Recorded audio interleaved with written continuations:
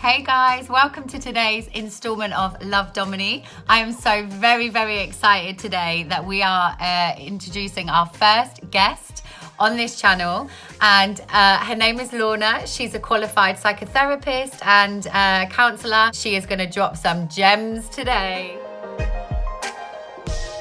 Thank you so much for being with me today. So excited. How you doing, Dom? I'm good. I'm so excited. I'm loving this journey that you're on, this adventure. It's like very bold and very brave of you. So thanks for inviting me along. Good for you. And you've been really like honest and like I said, like bold with what you're talking about and the things that you're exploring.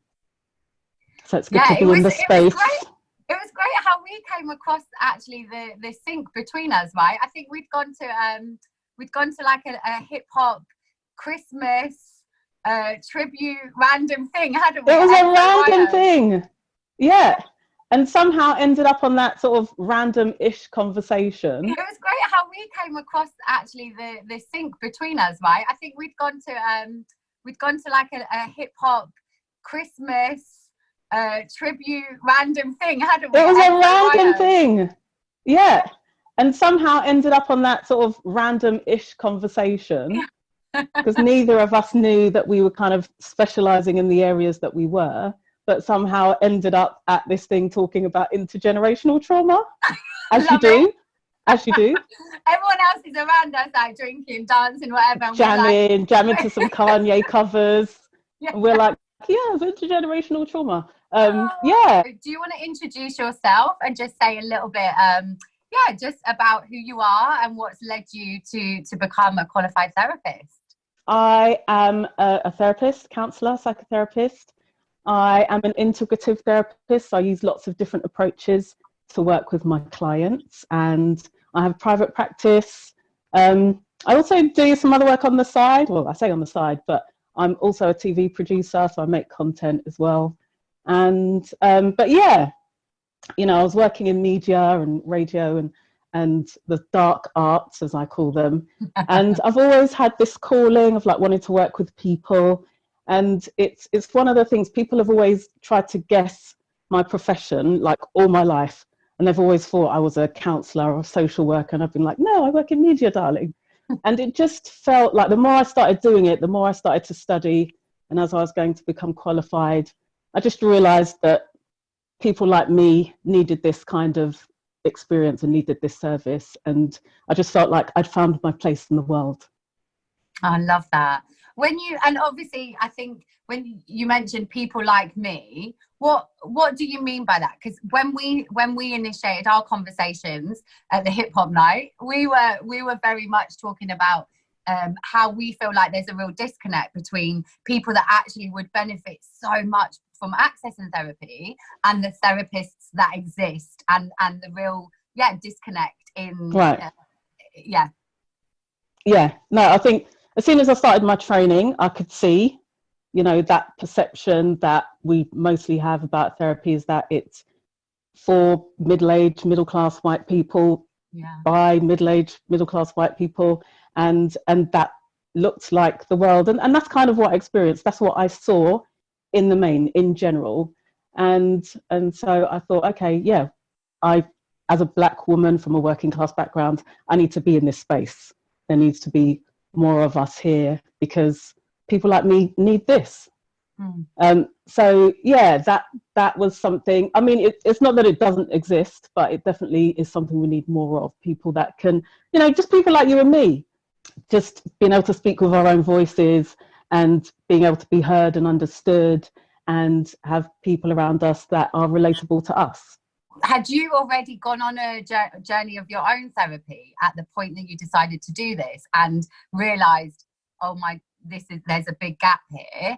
Or was that something that you saw when you went into that space? What led you to that space in the first place? Yeah, do you know what? It was only when I got into my training that I went to have therapy, because I kind of thought, you know, I'm okay. I've had a decent enough life. I've got people around me, supportive family, and I'm good. Like, I knew that I had stuff. Everybody's got their own stuff, but I didn't think I needed therapy. And And then as soon as I got into therapy, it opens up that Pandora's box, right? Do you think it's true to say that everybody needs therapy? Like, no matter what experiences? Because obviously I talk quite a lot about significantly traumatic childhood experiences that have led me to go on a therapeutic journey.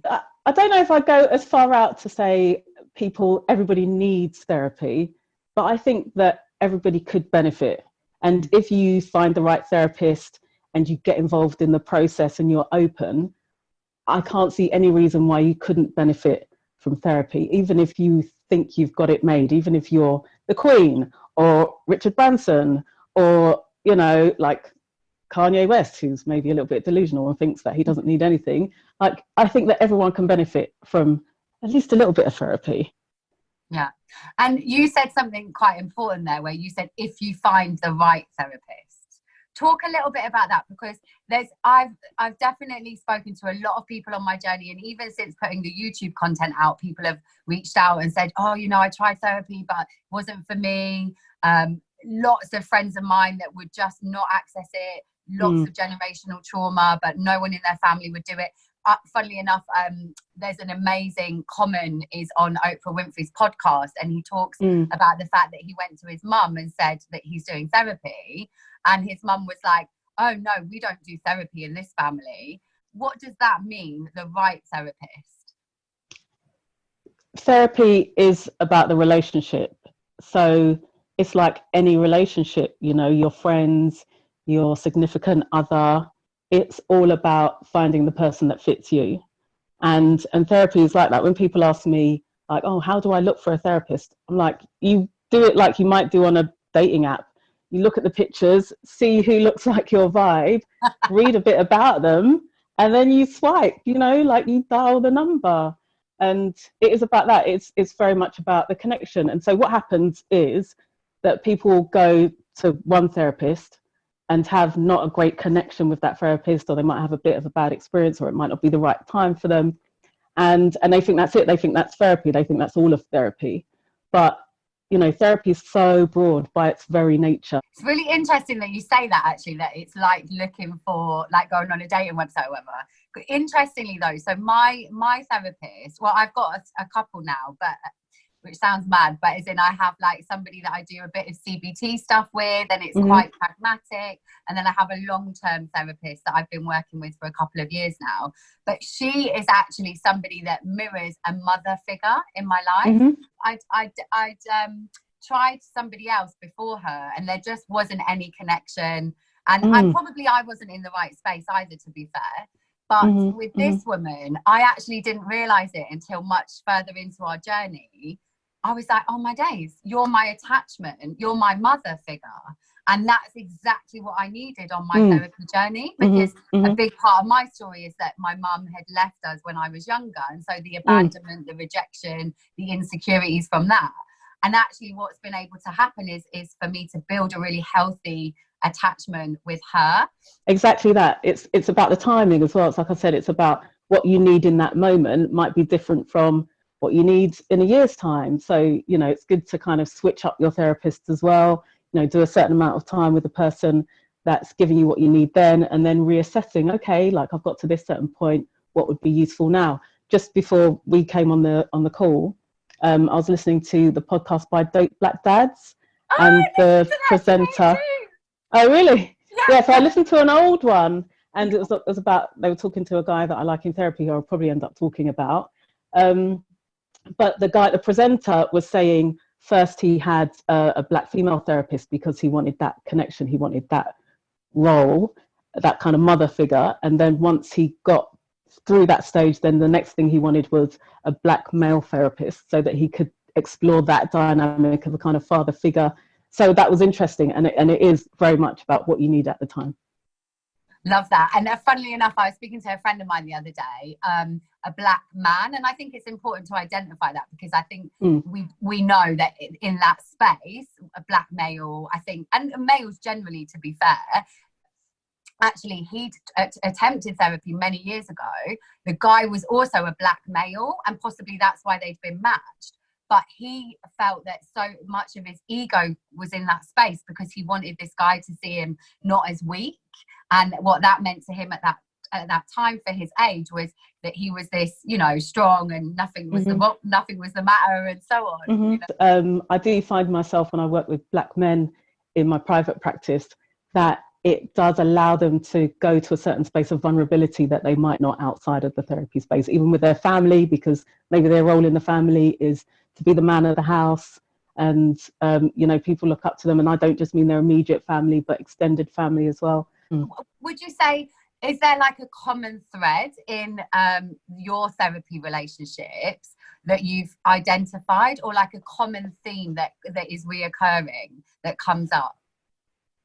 I think definitely. So, yeah, I think in my own therapy, I found that the thing that came up for me was realizing how important family and intergenerational family trauma was in your own development. And that was the eye opener for me. That was my light bulb in therapy.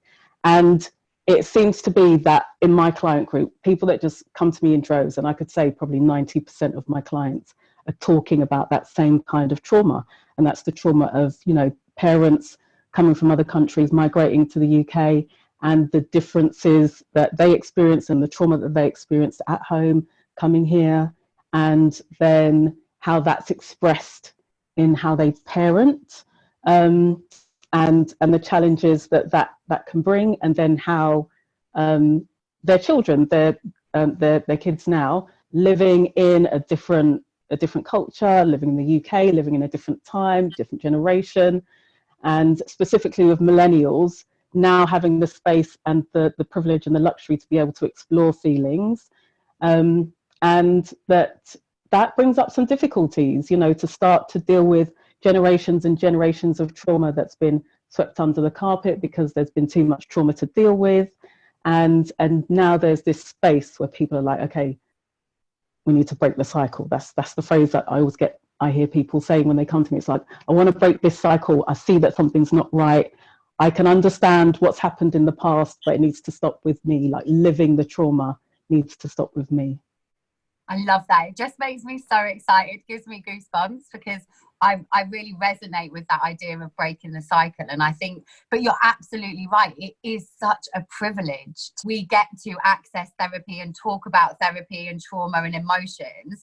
I mean, that really is very different to generations that have gone before, isn't it? And I think even in my own life, I recognize when I attempted to access therapy before, I didn't have certain privileges which I have now in terms of like stable housing, stable relationships, stable career, etc. So I do think Maslow's hierarchy of needs is very basic and on lots of levels don't necessarily agree with everything he says. But do you think it's true that you need to have a level of survival needs that are met before you can access therapy? Or is it a bit of a chicken and an egg? Like, it, you know, because if you don't deal with the inner, then it's reflected on the outer, isn't it? And it then just could be quite cyclical. Yeah, and you know, I'm sort of very, like, I'm a bit hesitant when I use the word privilege, because it comes as, it's a loaded word, isn't it? But I guess in terms of this generation, and I generalize, we have more privileges than the generations that went before us. Let's say, for instance, you know, generations that lived through wars, but specifically in the Black community and for people of color, generations of people that were suffering hardship, maybe where they were born, in the places that they were born, in the diaspora, and then coming to somewhere like the UK, coming to London, and that having been at a time when they would have been, it would have been difficult to come by jobs, would have been difficult living conditions. There would have been racism out in the street every day, everywhere you went, in your work, in everything that you were doing. So yes, we have hardships, especially as people of colour in this day and age, and we do have racism. You know, we face microaggressions at work. There is racism that we face directly out in the street, but there is more space. We may be less likely to be looking out for our next meal to put on the table, being worried about, you know, being beaten up and abused verbally when we walk out in the streets just by general members of the public, which might have happened quite a lot a generation ago. So we have more emotional space. You know, we in general have jobs, we have food on the table, so we have more emotional space. We're not just in survival mode, because when we're in survival mode, it is just about getting through the day, and we don't have time or space to process our feelings. And on that basis, then, is there not a responsibility that we have as a generation to break that cycle? Because, you know, you used that word earlier, given the privileges that we have, given the opportunities that we have, particularly in this country, because let's remember, you know, we're not this, some of the things that exist and apply socially in the UK, we know are not true around the world. But in terms of our generation and access to information, do you think that there is a responsibility on us to deal with this stuff? And what do you think that then means for future generations? Yeah. See, that's the responsibility word. It's another loaded word like privilege. And I like to be careful when I'm using it, because if you're a child of a parent who's lived through their own trauma, but you realize they've become aware that they are using you as an emotional place to unload their trauma, and they might not be aware, they might be aware, they might not be aware, but you're thinking, well, okay, I'm aware that my parent is doing this, and am I responsible now for taking that burden and then healing that burden? When, hold on a second, paying a load of money in therapy and to paying do a it. load of money in the process, right? Like, I've got the time and energy for that because I'm trying to process my own trauma. Hold on a minute, that's the parent, that's the person that's supposed to be looking after me. They're supposed to be coming to me with the answers. They shouldn't be putting me in this place. And so I think responsibility is a difficult word, and it's not, you know, although there is that, you know, I'm doing air quotes for privilege, that things may feel easier. Trauma is real. Your emotions are real. How you feel, how you're being treated is real. And it may not be the trauma of being without a meal, but the trauma of feeling attacked, abused, unloved, neglected by your parent is very real, and as damaging as not having that food on the table. And so the thing that I meet it with is trying to offer that person compassion, because that doesn't mean that you have to accept the responsibility of what you feel they have perpetuated onto you, but it allows you to give them some space, but it doesn't give you the responsibility of taking on their actions. It's not your fault. So how can you take responsibility for it? But you offer them compassion, and you offer yourself compassion to say, okay, I want to do this so that I can be good.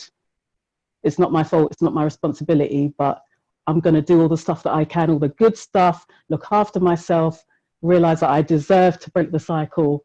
And that seems to help.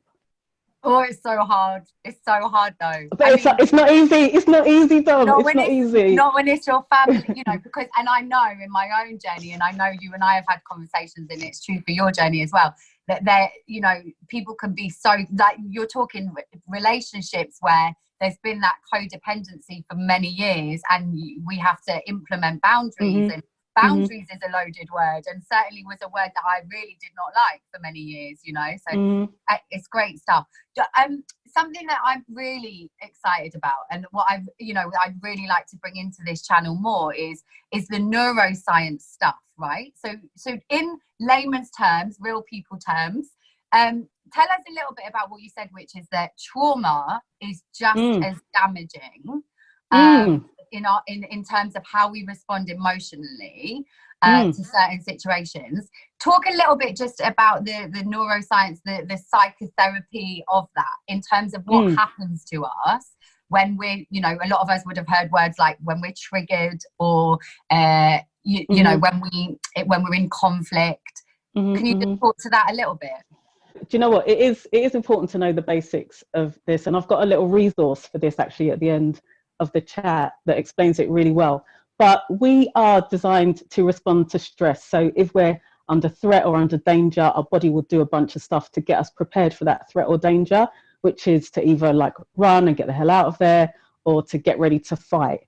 And so in order to get our sort of strength up for doing those things, our body releases lots of stress hormones like cortisol, and it just makes us feel tense and makes us feel kind of a bit fuzzy, but kind of ready to engage in some high level of stress. The thing is, the body can't tell the difference between if we're being attacked by a saber-toothed tiger, that's the example that they always use, or if our manager has just had another go at us for being late. It registers in the same part of the brain.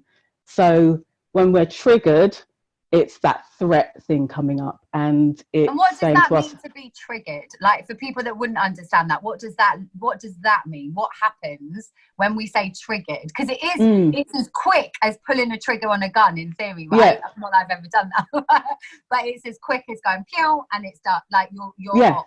And before you know it, because it's an instinctive thing, your body just feels and sees a threat, whatever shape it comes in, whether it's somebody squaring up to you at the pub, or it's your partner's just said, oh, you know, they don't like your cooking. It goes to the same emotional place, and it just releases all of those hormones, because it can't distinguish between a real threat, like a real physical threat, and an emotional threat. It's all the same part of the brain that gets activated. So it does the same thing to your body. So that might be tensing up, the heartbeat going, the mouth going dry, and it does all these things that it's supposed to do to the body to help you cope with stress. But it's difficult to control, and it's important to understand what's happening with your body when you get triggered, because that helps you to be able to regulate it. So there are lots of things that you can do in mindfulness, like breathing is the big one, and that helps to just bring down your levels of adrenaline and stress hormones so that you can start to think with your rational brain. And you mentioned breathing, and I know working with young people, like, it's so funny when you say to them, oh, have you tried breathing? Yeah, well, counting to 10 ain't gonna do nothing, man. And I do think it's important to touch on this, because I'm a massive advocate for mindfulness and many other practices that I know we can bring into the minute. But I think if we go back to therapy and why we feel passionate about that being an important journey, what is it that therapy does that helps to address those triggers and how we respond, etc.? What is it that happens in therapy that enables that to happen? So therapy gives you the space where you can be in your rational thinking. To be honest with you, when I sit down with clients, they know all the answers for themselves. It's my job to facilitate, to make the space, to hold the space for them to reflect. And being able to reflect on things that might seem jumbled in your head, but it's my job to then kind of unravel that, kind of pull it out a little bit, do a bit of yanking, and then allow you to detangle and make sense of it all. And I found that in doing that, what it means is when I now am triggered, I notice it. Like, I can't even ignore it. And this was a process to get to this point, but it is that really cliche thing of, I go, oh, why am I feeling like this? I feel weird. I don't like this. Like, what is it? And now I ask myself, like, what has triggered me? And in it, I love the fact that I'm getting to know who I am, because I'm having to be honest about how I feel. And sometimes that's hard, because I'm embarrassed, because it makes me feel needy or insecure, or, you know, but I have to be honest. And then I have to really dig deep to understand why that is there. And I think, I mean, I'm so excited about it for other people, because I've seen the change in myself throughout my journey, you know. Yeah, and I just talking about that, it is about having that space to be honest with yourself and think about, okay, what happens for me when I feel triggered? What's happening for me when I get into that moment where I get into my emotional space and I'm uncomfortable, and that thing that I don't want to happen happens? You can start to acknowledge those feelings and actually give them space, because what we do a lot of the time is we kind of repress them. We don't want to feel those negative feelings. It makes us feel bad about ourselves. And then not only do we have the negative feeling, and I say this a lot in my sessions, not only do we have the negative feeling, but then we feel bad about having the negative feeling. So it's like the double whammy. And really, and we just put the layers on top of the layers. Layers on top of the layers, exactly. And what we need to do is just give that negative emotion space and go, well, hold on, what's going on for me when that happens? Like, where's that coming up in my body? okay, like I can be aware of that, I can acknowledge it, I can validate that feeling. Actually, it's okay for me to feel angry about this madness that this person has just said to me. And I've just loved the intimacy that's enabled me to have in my relationships, and not just romantic relationships, but friendships, work relationships. It takes you to another level because you understand yourself, you can help somebody else to understand you, and you almost feel even more seen and heard as a result. So as scary as it is to bring it to them in the first place, it's like, actually, I've seen in my own experience that when I bring it to them, as hard as that is to say, this upset me and I felt like this, and and try and take responsibility for those feelings, but also let them know. And because often if you love someone, you don't want to hurt them, you don't want to continue to do behaviors that upset them, and that sounds like a very simple thing. It's definitely something I've learned about love later on in life, like healthy love.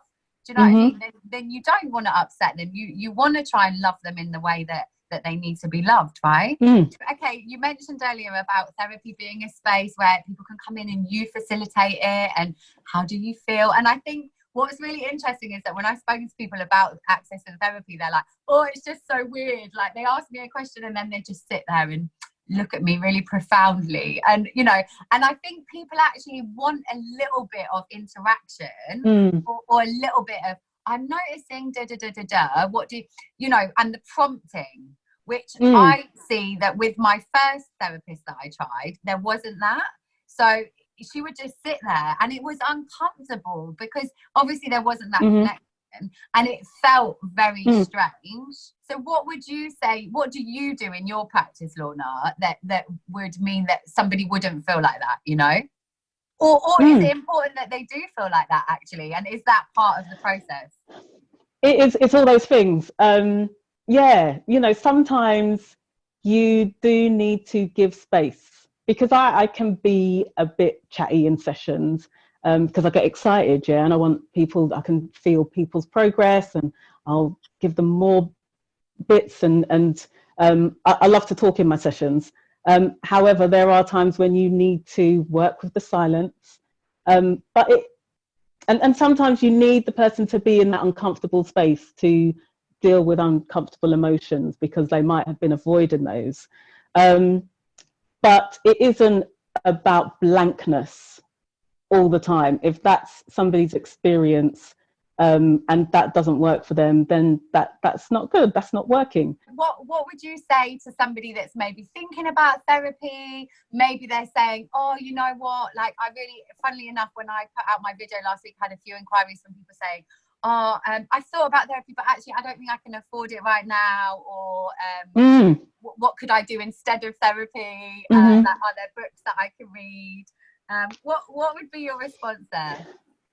Yeah, I'm all for people trying different things. I do believe that there is no replacing having a relationship with somebody in a therapy space. People saying that they can't afford it, like, I get that. And it's difficult because I'm a therapist, I make my living, so I do need to charge people. And there are ways that you can get free therapy. There are different organizations depending on what you're working with. Myself, I sometimes have free slots or low cost slots, but it's more than that, isn't it? Because if you sit down and write out your budget on a piece of paper and look at how much you spend on going out, on clothing, on makeup, I'm saying, you and I, nails, get nails done, extensions, lashes, how girls do going to get the hair done, we all do it. And so sometimes it's about looking at that balance sheet and saying, all right, those things make me feel good. Like, I like to get new garms, but at the same time, how far is that going to go if I'm not feeling good on the inside? Even if you can just get a little bit of therapy, like maybe just try it for a little while, and say, okay, I'm going to give this block of money. Or maybe next time you have a birthday, you say, like, oh, okay, I'm doing a little therapy fund, because it isn't just about your Sky TV, and your Netflix and all that stuff, or having a flashless car. It is about feeling good in here. Otherwise, none of that stuff's going to feel good, Dominique. Isn't that the truth? Ain't that the truth, girl? You know what? The best investment you can ever make is on yourself. So whether that's paying for online courses that you're doing, seminars, etc. You know, like I've spent a lot of money on that stuff in my journey, and I never would begrudge that. And I've had people go, "What, you paid that for that?" And I'm like, you know what? There is nothing more important for me to invest in than myself, you know? Yeah. And not just externally, although I believe that's important as well, but the internal. So what should people expect to pay, or the rough bracket? Do you know what? It's like a meal out. A session is like a meal out. Without the food though, Lorne. Not like a meal out, bruv, if it ain't got no food. It's I reckon between like 30 is like a low cost slot, or 35 is a low cost. And being real, the going rate is about £60 for a session. But you can pay a little bit less, you can pay a little bit more, depends where you're going, who you're seeing. I do work with clients flexibly, so I have some clients that say, okay, this is my budget that I can spare for a month, and I want to do about 6 months.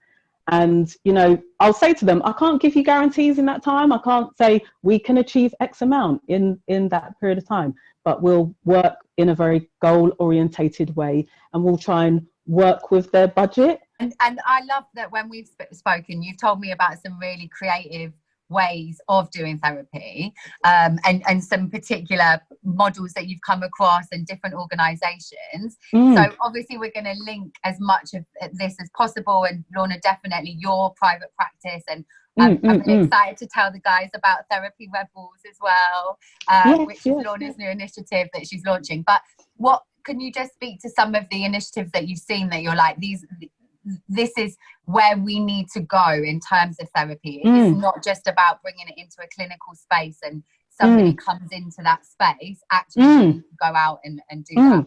And I think we've talked about Barbershop Chronicles, and in your Ellen's play of like the how important the barbershop is as a therapy source for men as well. And so some of the models that you've spoken about link to that, don't they?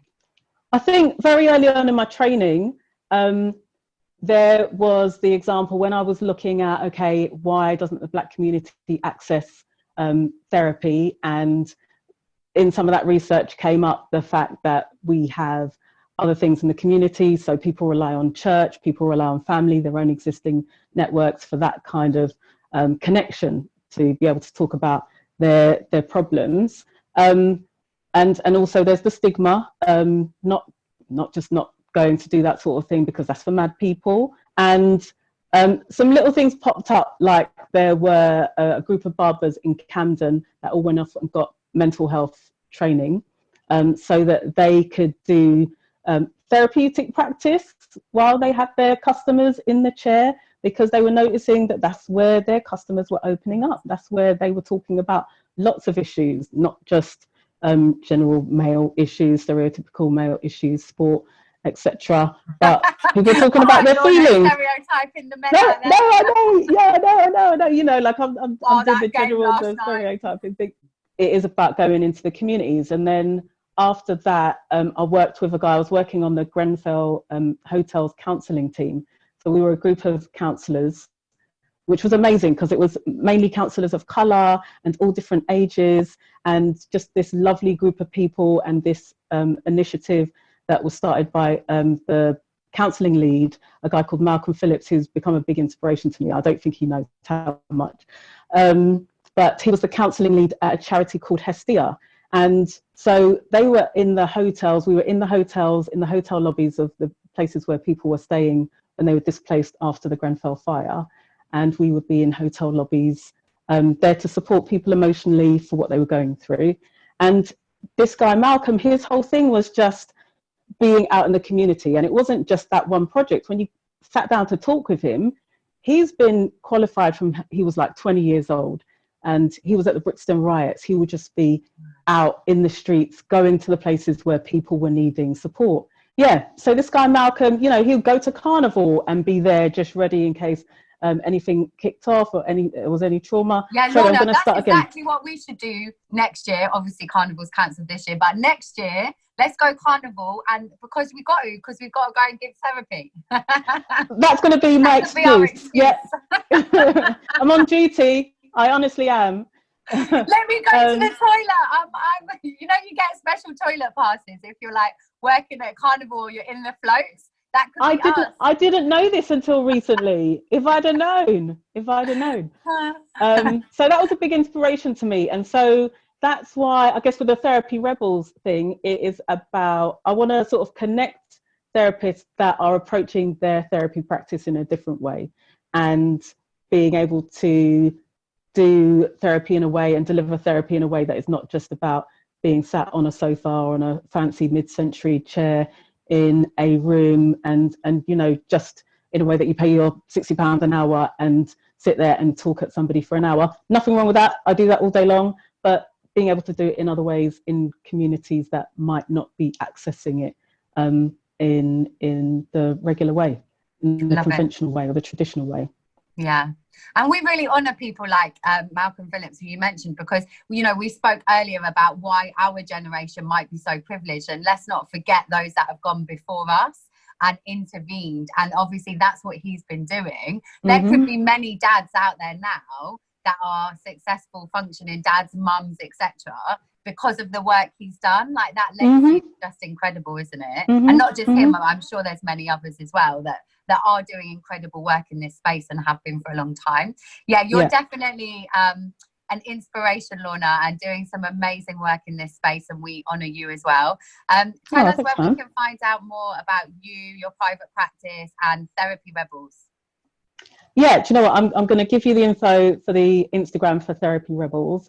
And actually, the best place to find out about me is on the Barton website. So that's the Black, African and Asian Therapist Network. And I have to take my hat off to them as well. So they connect therapists from the Black community and therapists of colour. And their website, you can just Google Barton, Baatn. They are there not just for therapists, but for people looking for therapy as well. And they have lots of talks and events that you can go to and find out more about therapeutic practice for people of the African diaspora. And actually, you know, for Asian people and people of colour. And it just has opened up this world for me. And on that note, do you, what would you say to people that, you know, I've got friends of mine that I just know would love to get into counselling or therapy, but maybe feel like they would need to have all these accolades and, you know, graduate degrees and so on next to their name. What would you suggest if somebody's interested in this as a career field, you know, because we really advocate more normal people going into this? What would you say would be a good way for them to start thinking about it or to look into it? Or what would you suggest is a good stepping stone or starting point? Yeah, do you know what? I would say the first thing I did, and it's something I did all my life, I'd volunteered a lot for different organisations at my friend's church, just like random local youth organisations. So I'd always done a bit of volunteering and thought, yeah, I want to do a bit of that. And then I did an introduction to counselling course. And you can find those at lots of different local places. I mean, these days you can even start with an online taster course. That's a good way to just get a start. But you really have to be with people and do the kind of one-on-one, very practical practice of talking to people and that kind of practicing therapy sessions with people and talking and being in this space. I think that's a really important part of the training. And then after that, I didn't have an undergraduate degree in psychology. I just had a bit of life experience and went to go and do a postgraduate in counselling and psychotherapy. And I thought, oh, I'm never going to stand a chance because I don't have the degree. But actually, they just looked at your life experience, looked that you had done a bit of training beforehand, and you just need to show passion. You just need to show that you're out there and you're willing and you want to do the work. And yeah, it was life-changing because you go on a journey. When you do that training, girl, that is a journey. You think it's just going to be picking up some books and reading some theory. You learn about yourself. My life got turned upside down when I did this training for the better. It was an amazing experience, and you learn about yourself.